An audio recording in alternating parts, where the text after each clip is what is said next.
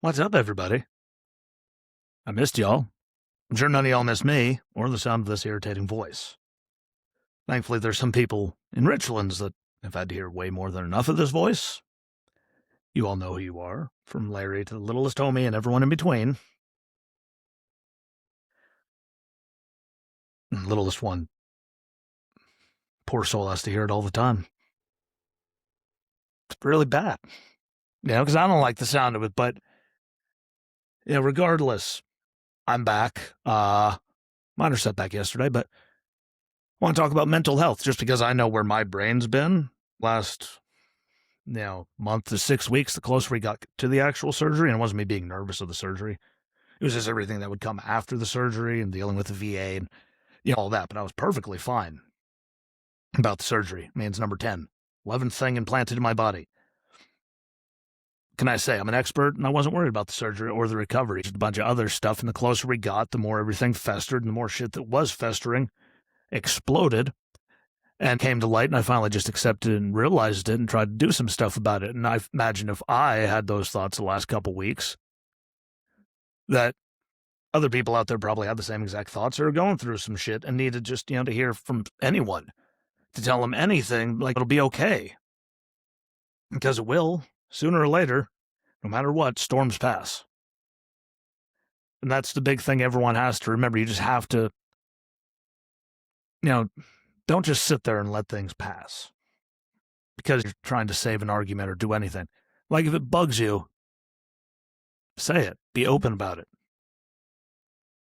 There's only one way to fix it, and if that causes World War III, then it causes World War III. Nothing you can do about that.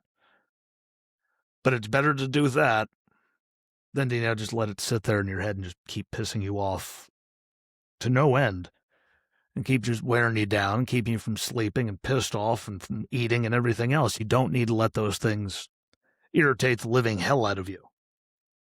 Easier said than done, I know. Look at me. I'm a poster child for just being like, tomorrow won't suck as bad. And then when it does, you're like, well, tomorrow won't suck as bad. And you just keep going, and then you're numb for, 6 months plus. You didn't realize it. I mean, you've realized it, but you finally accepted it. And trying to do something about it because life is, I'd say, too short to sit there and waste time smashing your head against the wall all the time because that's the only thing you can do.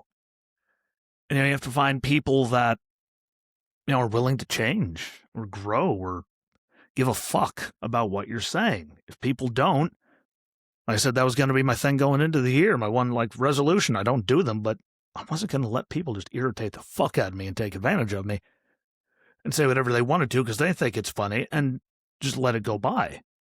And yet, I still did with certain someone, a few of them. One of them I barely talk to now. So I got rid of a lot of that headache. But don't just sit there and take it because it will build up and you'll be a miserable fuck. You will. And if you need to talk to someone, talk to people. I'm not really, as hard as it is to believe, and I know if anyone from out there at the store actually does listen to this, they're going to be like, yeah, sure. It's hard for you to talk to anybody. Once someone does hello, introduces themselves or anything, and you start dialogue and you realize if you actually want to have dialogue with this human being, then it's easy to talk. But I'm not going to go up there and say anything to anybody that's just sitting there giving me shit looks all day. That's not going to happen ever. Because no matter what, walking up and talking to people just spikes my anxiety through the roof. So when they break the ice, it makes it easier. For my brain, still after all these years sitting here flailing into this thing for 294 episodes of just this, let alone everything else, going up and just talking to people or making phone calls just drives me up the wall, puts my anxiety through the roof. And those poor people out there that have to listen to it, and they're like, does he ever shut up? When you're in the nervous stage, you don't know what to say or anything, I blab. I'm one of those. I'm just going to keep talking and talking and talking until you want to stab me in the eye with something. And then I'll probably still keep talking. Until I get to the point when I'm comfortable. Because then there's a lot of times where I just try to shut up at least. Or you can tell there's a different fire in my eye, and it's not just because I'm nervous. And anxiety is a huge thing, and that was part of the reason why I didn't do this for so long. And I know a lot of people deal with anxiety, and I've had a lot of people tell me, and I talk to doctors and everyone else that I have, they're like, "Are you still painting?" I'm like, "I just had no interest. Video games, no interest. Anything. No." I'm like, "What about the show?" No. I let it get the better of me for a long time, and it's better for all of you because you don't have to hear me going on nuclear warheads, which I did a few episodes ago. They started it, I finished it. But the moral is, make sure you go and talk to the person. Sorry for all the you-knows. I'm trying to be better at it. It's been a long time. I'll get back in the habit of not saying it every 9 seconds. But sometimes you just got to, take that chance and, just talk to the person. If they say, come and say hello and start saying, trying to have dialogue, have it back. Take the chance. What's the worst that can happen? They think you're an asshole? And most people already think I'm an asshole just by looking at me. I go through life expecting everyone to hate me. Much lower expectations when it comes to interpersonal relationships then. Is that healthy? Beats me. Does it work for me? Yeah. I don't know if that works for you. I just think the expectations are so much lower than that even when they do hate you, it's like the end. There's nothing no water off my back for that stuff. But you got to take those chances.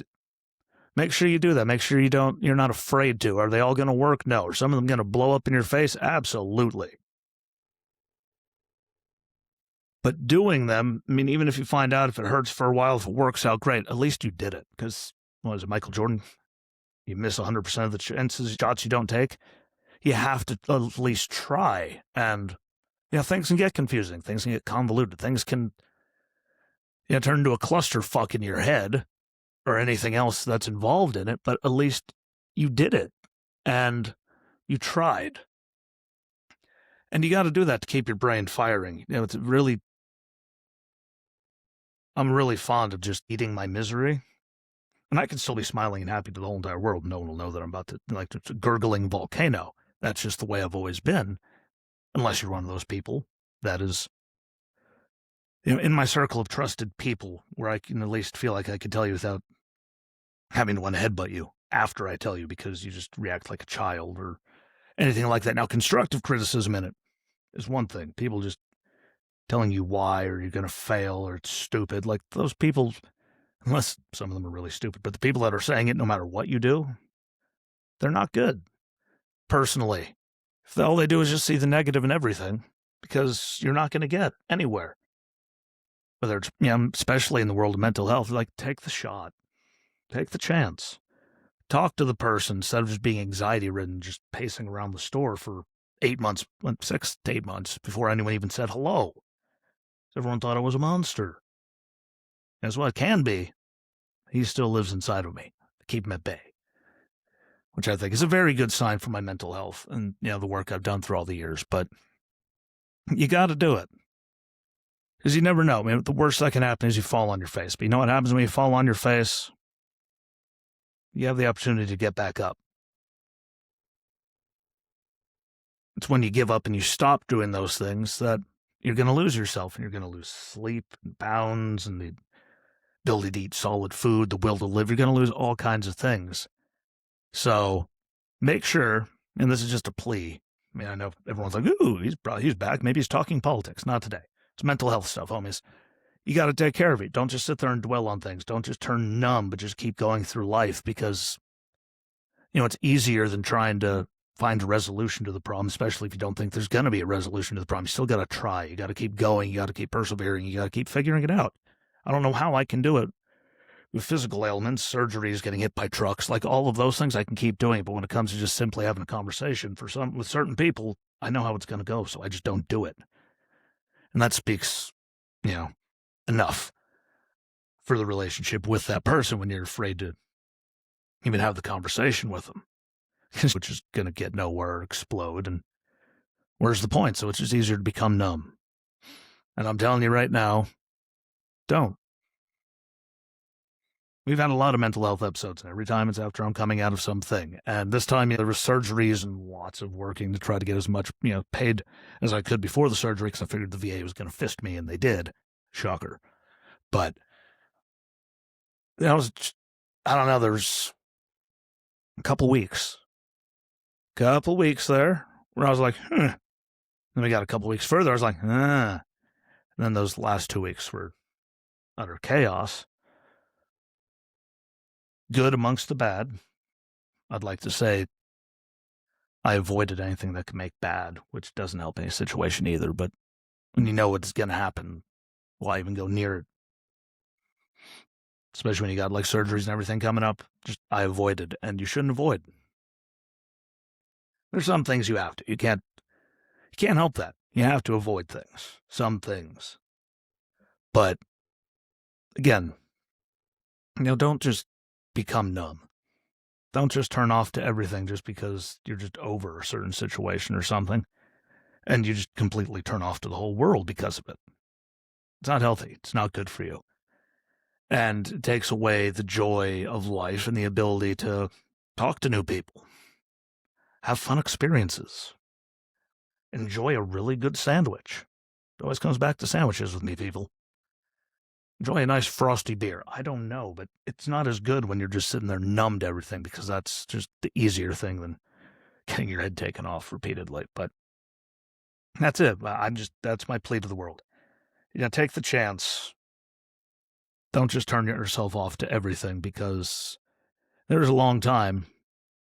Some people know it, but if it wasn't for all the pain and the ice pick in the back of my shoulder, my knee being huge, my calf on my left side being like 3 or 4 inches bigger than my right one because it's so swollen, if it wasn't for the pain, I wouldn't have felt anything. That was the only thing that let me know I was still alive. And I don't want to see anyone else there. And if you have to reach out to me, reach out to friends, family. Like, there's so many people you could talk to help process things. If you're not comfortable talking with the person that you need to about it, at least start the wheels in motion. Start getting it off of your chest so you can become okay with talking about the situation with that person or whatever it is. Find someone you can talk to at least start getting the wheels going and getting comfortable talking about it. And sooner or later, no matter what, you will be comfortable talking about whatever situation is with whatever person.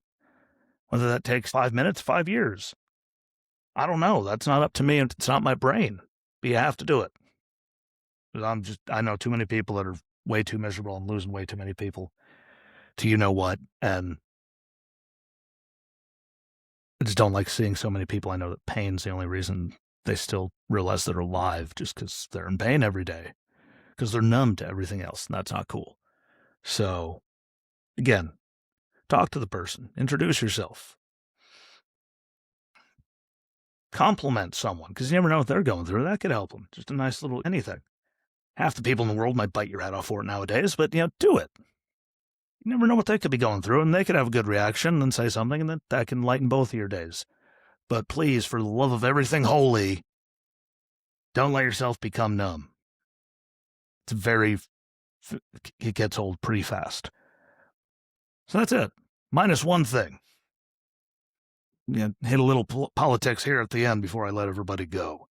If you're one of the people that's hoping that this conflict drags on forever and we lose personnel and all this stuff just because you hate Trump, you're a cunt. Toodles.